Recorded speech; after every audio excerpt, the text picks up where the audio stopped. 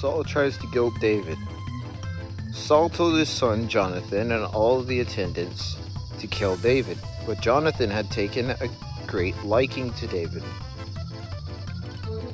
Jonathan had taken a great liking to David and warned him, "My father Saul is looking for a chance to kill you. Be on your guard tomorrow morning. Go into hiding and stay there. I will go out and stand with my father in the field where you are. I'll speak to him about you and I will tell him what I find out." Jonathan spoke well of David to Saul his father and said to him, "Let not the king do wrong to his servant David.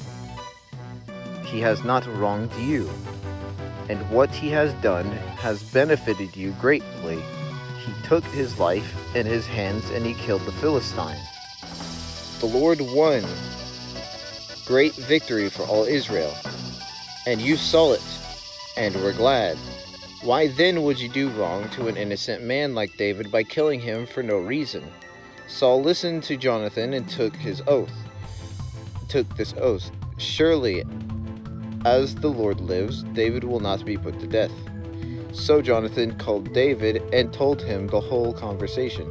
He brought him to Saul, and David was with Saul as before. Once more, war broke out, and David went out and fought the Philistines. He struck them with such force that he fled before them. They fled before him. But an evil spirit from the Lord came on Saul as he was sitting in his house with his spear in his hand, while David was playing with the lyre. Saul tried to pin him to the wall with his spear, but David eluded him as Saul drove the spear into the wall. That night David made good his escape. Saul sent men to David's house to watch it and to kill him in the morning. But Michal, David's wife, warned him, "If you don't run for your life tonight, tomorrow you will be killed." So Michal let David down through the window, and he fled and escaped. Then Michal took an idol and laid it on the bed, covering it with the garment and putting some goat's hair at its head.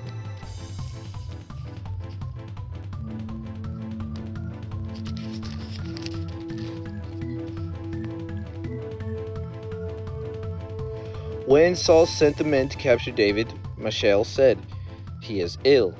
Then Saul sent the men back to see David and told him, "Bring him up to me in his bed so that I may kill him." But when the men entered, there was the idol in his bed, not the head was some goat's hair. Saul said to Michal, "Why did you deceive me like this and send my enemy away so that he escaped?" Michal told him, "He said to me, 'Let me get away. Why should I kill you?'" When David had fled and made his escape, he went to Samuel at Ramah and told him all that Saul had done to him.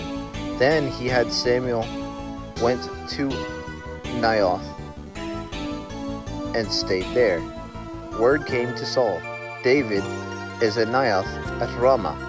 So he sent the men to capture him. But when they saw a group of prophets prophesying with Samuel standing there as their leader, the Spirit of God came on Saul's men, and they also prophesied. Saul was told about it, and he sent more men, and they prophesied too. Saul sent the men a third time, and they also prophesied. Finally, he himself left for Ramah and went to the great cistern at Seco. And he asked, "Where are Samuel and David?" "Over in Naioth at Ramah," they said. So Saul went to Naioth at Ramah, but the Spirit of God came even on him, and he walked along prophesying until he came to Naioth. He stripped off his garments, and he too prophesied in Samuel's presence. He lay naked all that day and all that night. This is why the people say, Is Saul also among the prophets? David and Jonathan, I will get to that tomorrow. I will see y'all in the next video.